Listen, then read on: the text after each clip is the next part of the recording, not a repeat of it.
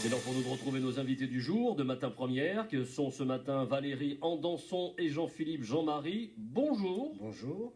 Valérie Andanson est par téléphone avec nous.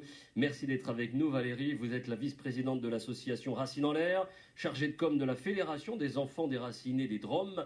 Jean-Philippe, merci d'être avec nous ici dans les studios. Vous arrivez depuis quelques jours de La Réunion. Vous êtes le président de Racine en l'air. Oui. Et vous faites partie de cette malheureuse histoire dont je vais rapidement situer les contours, de 63 à 82, 1630 enfants réunionnais, abandonnés ou non d'ailleurs et immatriculés de force par la DAS, à la DAS, ont été déplacés par les autorités dans le but de repeupler certains départements métropolitains victimes de l'exode rural, comme la Creuse, le Tarn, la Lozère ou les Pyrénées-Orientales. Ce déplacement d'enfants fut organisé sous l'autorité de Michel Debré, le député de La Réunion à l'époque. Vous avez fait partie de ces jeunes qui ont vécu cette déportation, je l'appelle comme ça, déportation forcée à l'âge de 3 ans pour vous, Valérie. Oui, tout à fait. 9 ans. 3 ans. 9 ans pour vous, Jean-Philippe. Demain, en compagnie de la ministre des Outre-mer, vous assisterez au lancement, on va dire, de cette commission d'experts de recherche qui fait suite à l'adoption de l'Assemblée nationale de ces failles du gouvernement. Avez-vous, Président Jean-Marie, le sentiment d'avoir gagné? Ben non, j'ai pas le sentiment d'avoir gagné, puisque jusqu'à maintenant, on a dû faire forcing justement pour avoir cette commission qui va se mettre en place, mais je ne tue jamais, mange la peau de l'ours avant d'avoir tué, donc on va voir comment ça se comporte et quelle modalité qui va se mettre en place pour nous et ce qu'on va demander nous aussi en priorité pour nos camarades. Ça faisait 2 ans, Valérie Andanson, que vous attendiez la création véritablement de cette commission. C'est quand même une étape importante? Ah oui, tout à fait. C'est une deuxième porte qui s'ouvre. C'est vrai que Georges Paulangevin s'est engagé il y a 1 an. Et là, elle tient ses promesses et nous la remercions pour son engagement. Oui, c'est vrai que ça fait 2 ans. C'est un petit peu long. Mais bon, ça y est. La deuxième porte est ouverte et nous continuons le combat jusqu'au bout. Que demandez-vous? Voilà, au niveau... écoutez, nous, nos attentes, c'est les billets d'avion pour les ex-pupilles.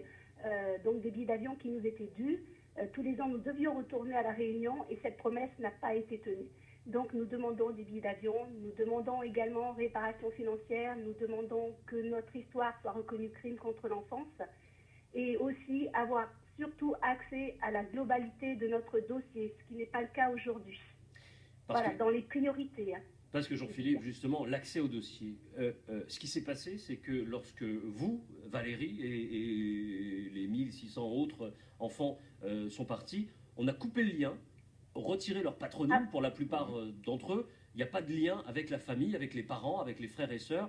Vous êtes déracinés totalement. Voilà, tout à fait déracinés. Et le problème qu'il y a sur la recherche des origines avec nous, c'est-à-dire nous avons un problème juridique qui bloque, hein, c'est-à-dire une tierce personne, c'est-à-dire la famille, la maman ou le papa ou la sœur demande les recherches de ses proches. Il ne peut pas accéder au dossier. Et c'est justement cette commission qui est en priorité mettre en place justement de façon à ce qu'une des familles tierces puisse retrouver un membre de famille où c'est qu'il est et rendre en contact. Et ça, aujourd'hui, un père ou une mère dont il sait bien sûr qu'un de ses enfants est parti dans la Creuse ou ailleurs, ne peut pas administrativement avoir accès à son dossier et savoir où il est. Et comment il s'appelle aujourd'hui. Voilà, tout à fait, puisque bon, ça bloque. Hein, et il est vrai que la loi, elle est faite de ce fait pour protéger justement les personnes, hein, que ce soit la famille d'un côté ou de l'autre. Hein. Mais nous sommes dans un cas où c'est que il n'y a pas eu de justice pour nous dans ce que nous avons subi. Et la plupart de nos camarades ne savent pas aussi qu'ils ont le droit à retirer leur dossier. Et il y a des camarades qui ne savent pas non plus dans quelle situation ils sont. Donc ils disent oui, peut-être que quand j'étais jeune, j'ai dû faire quelque chose pour mériter ça. Et ils ne veulent pas en écouter parler et ils disent nous, on ne fait pas partie de ce cas.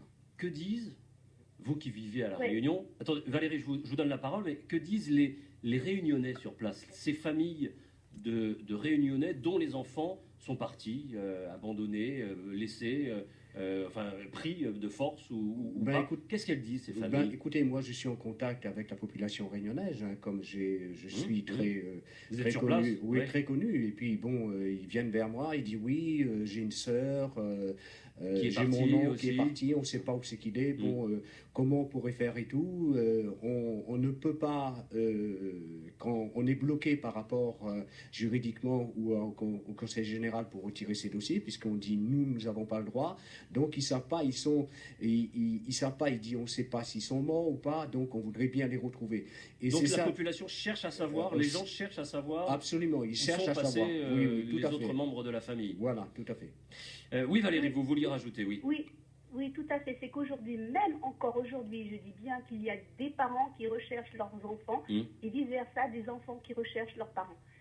C'est incroyable le nombre d'appels que l'on peut avoir par rapport à ces recherches. Donc, Et je tiens aussi à souligner quand même qu'il y a beaucoup trop de culpabilité aussi au niveau de la Réunion et que les Réunionnais ont tendance à, comment dire, pour eux c'est un sujet tabou, donc ils n'osent pas trop en parler.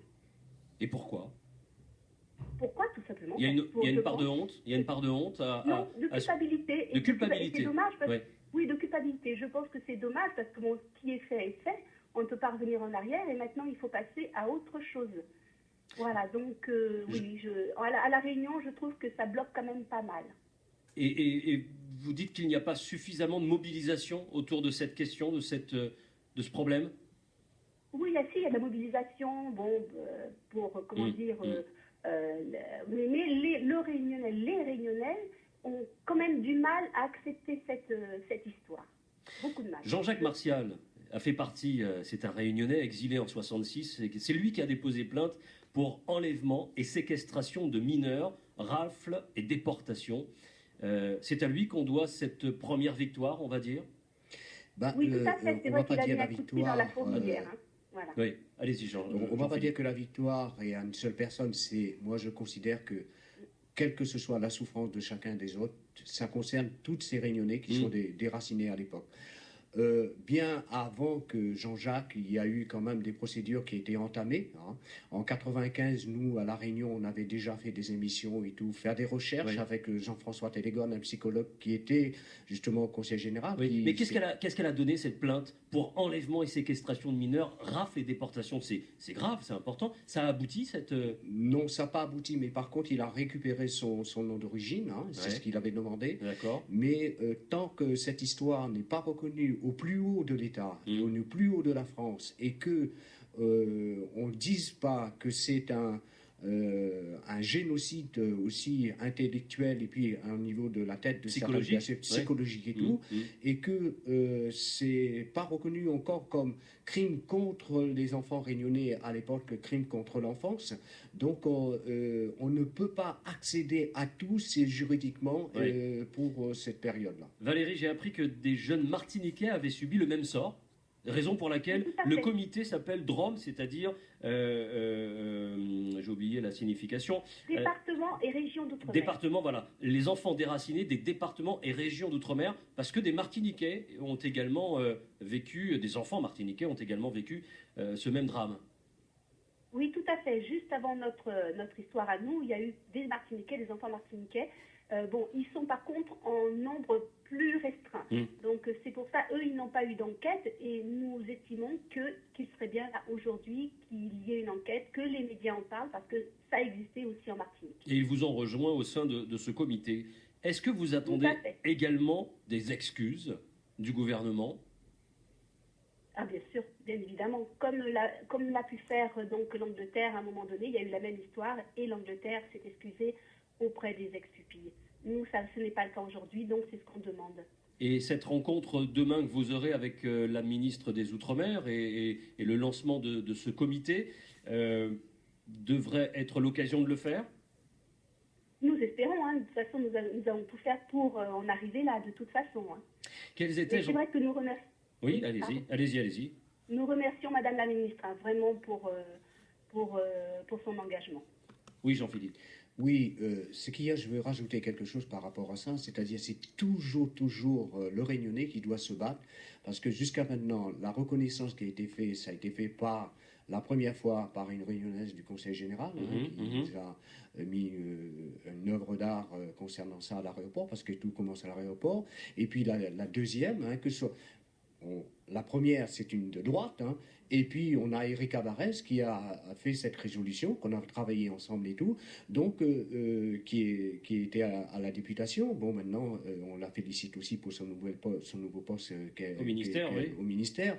Donc, ce qui veut dire que c'est toujours nous qui doit faire le premier pas et doit dire qu'on a subi quelque chose, on a mal. Vous savez, quand vous allez chez le docteur, il dit, vous savez que vous avez mal et tout, on dit on a mal là, mais le docteur, lui, va dire, on vous donne ça, mais l'État ne nous a pas donné encore de médicaments, quoi que ce soit. Ouais. Et vous Hein? réclamez un certain nombre de choses. Voilà.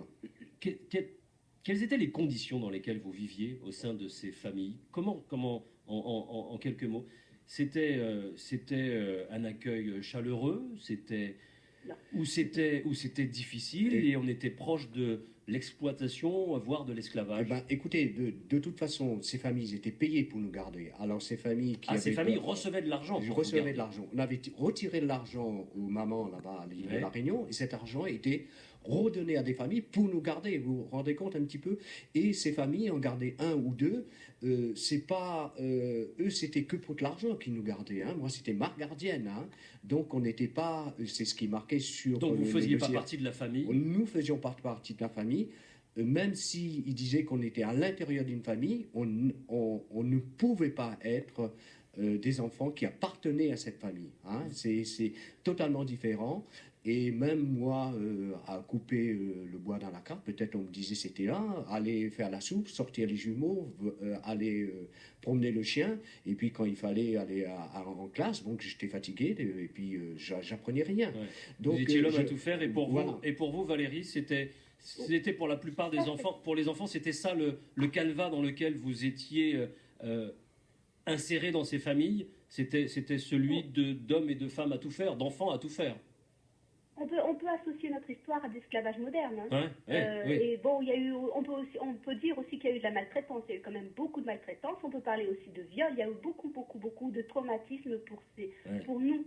Hein, nous étions quand même des gosses et c'est ça. Nos droits d'enfants ont vraiment été bafoués. D'accord. Est-ce que d'une façon ou d'une autre, vous avez gardé des liens avec ces familles? Non, moi j'ai une première fois, après mes voyages, je suis retourné en Creuse, mais on ne peut pas dire, on ne peut pas.